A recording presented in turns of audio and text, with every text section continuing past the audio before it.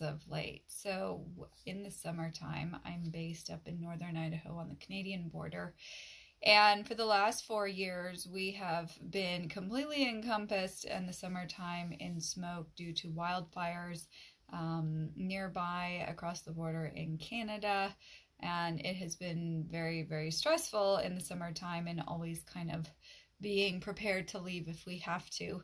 This year we escaped for the most part and had gorgeous weather for most of the summer until 2 days ago when the smoke from the current raging wildfires that are happening in Northern California, Oregon, and Washington have blown their smoke into, or the smoke has traveled into here we are, where we are in the panhandle of North Idaho, and it has settled. It is not going anywhere. So there are high alert, notices as far as don't drive on the roads if you don't have to, don't go outside if you don't have to, and very aware of our incredibly dry conditions. We had a ton of moisture in the spring, and now we've had nothing for a long time.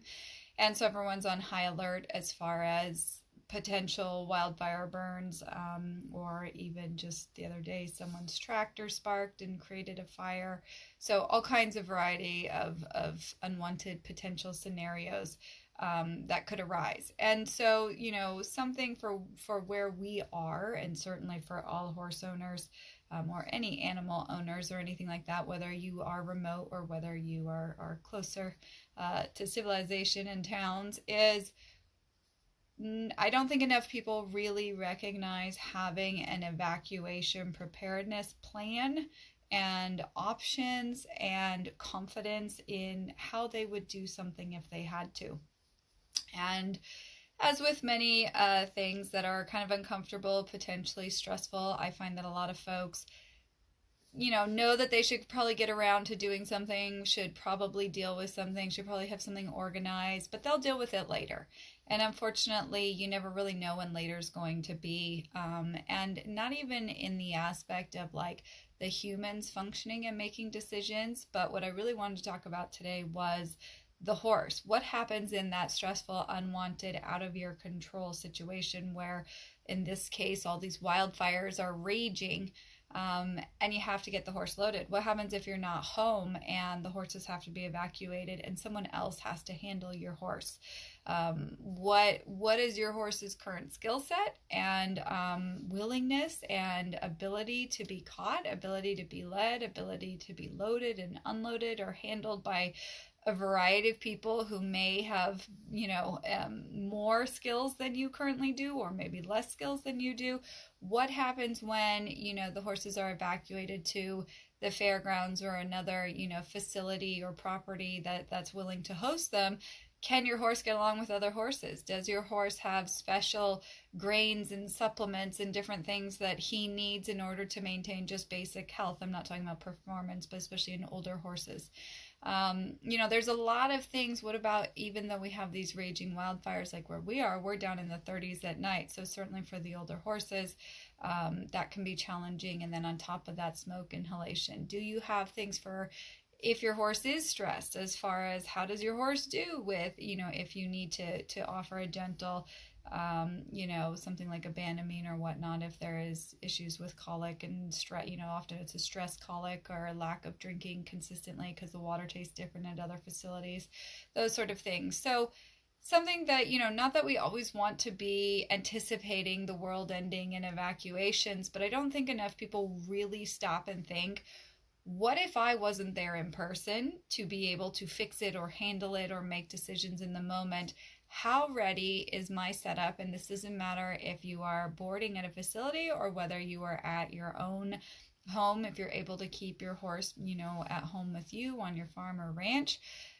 What if I wasn't there? How ready is everything to go if it had to leave within a very short period of time notice?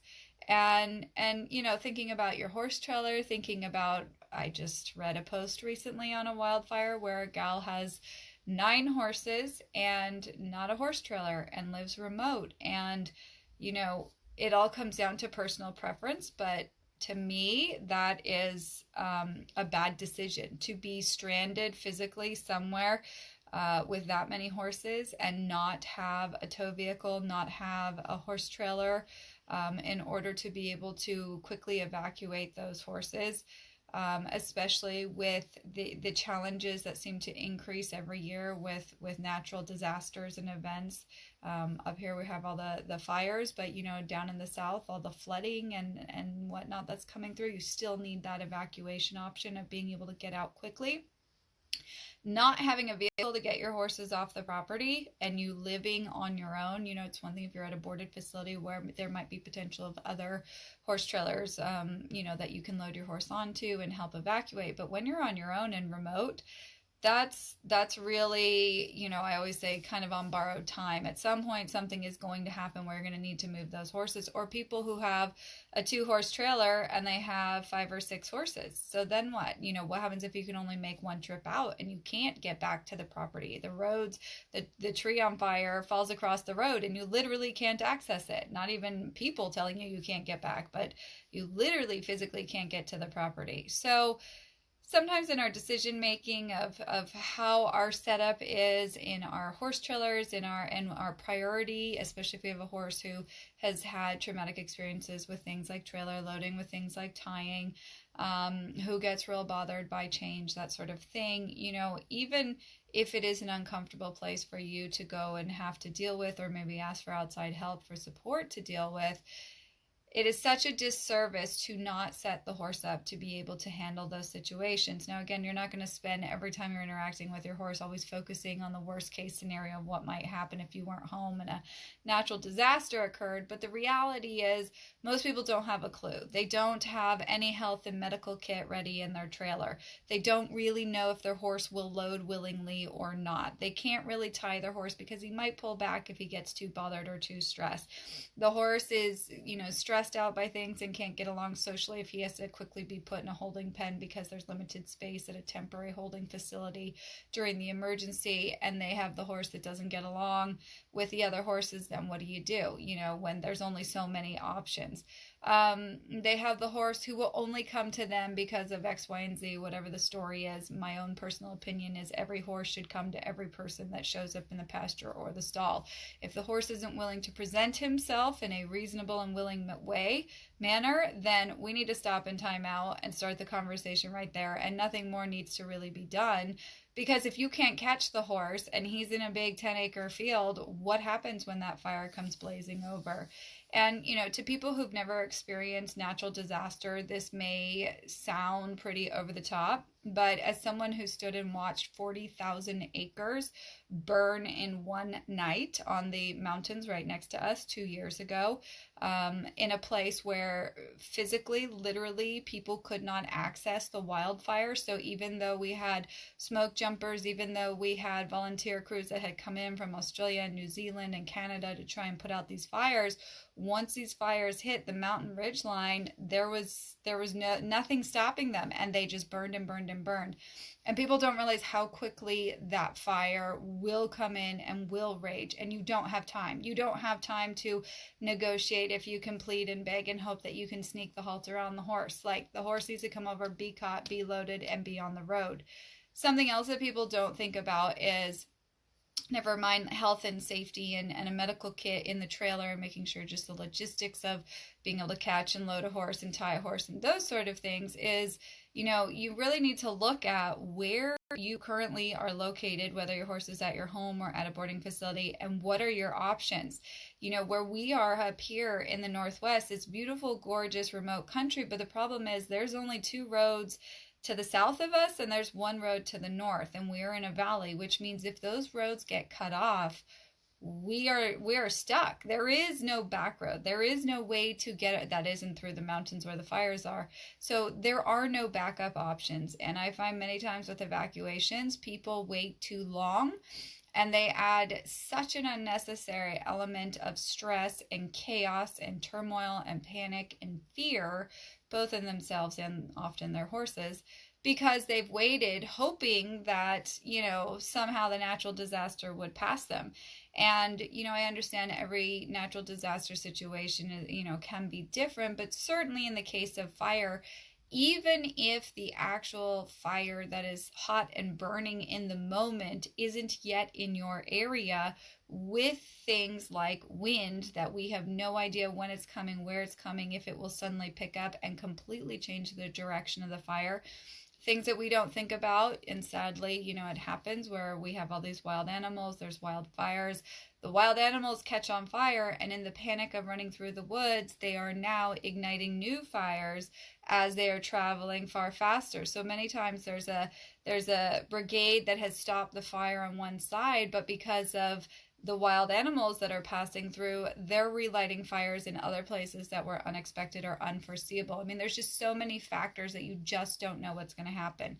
And by giving yourself that buffer and that window of being able to evacuate, even if it's a false scenario where you didn't really need to evacuate, it feels so much better knowing that you did and that you had options of where you were going to go or where you could show up with your animals and livestock, and then be able to come back home versus waiting to the last minute and going, the fire looked like it was burning south, and all of a sudden the wind picked up and it made a complete U-turn, and now it's headed straight for us, and everybody's in a panic, and the roads are blocked, and we can't get out, and now what do we do?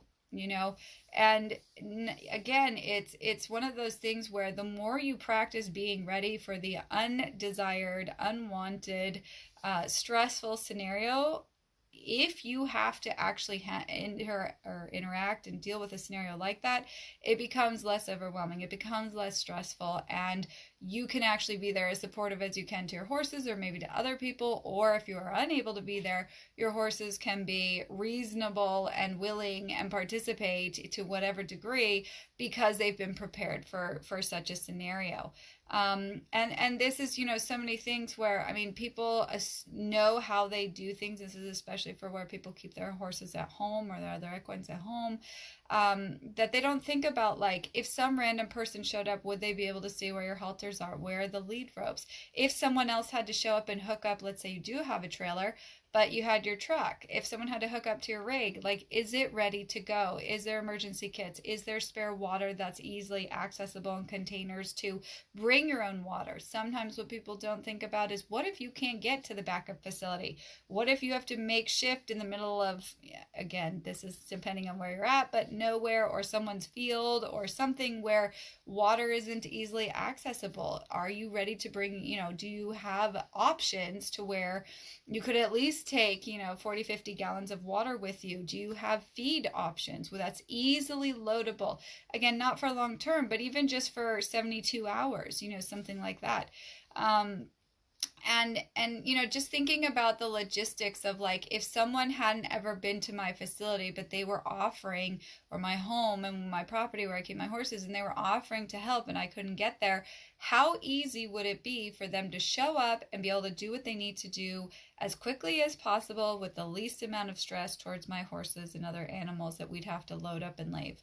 And, this is something where, not to overwhelm you, but there are so many different equine sites and rescue groups and, emergency rescue, evacuation groups that have lists and lists and lists of suggestions of things to remember, of things to pack and have stored in your trailer, of options for your horses, basic things like, if you even think that there's might be a fire nearby, is your horse even labeled? The different options, whether it's applying, paint to his coat with your phone number, or whether it's, tags that you put around his pastern with phone numbers and that sort of stuff, so that if the horse had to be set loose, that someone can figure out how to find him and return him. These are things that most people don't think about. And I find often with people, they are always kind of assuming like the scary stuff is happening over there and we are over here and therefore it's okay. But nowadays, you just don't know. Right here in, the U.S., we have Arizona's on fire, California's on fire, Nevada's on fire, Oregon's on fire, Washington's on fire, Montana's on fire, Wyoming is on fire. That's the entire Western United States.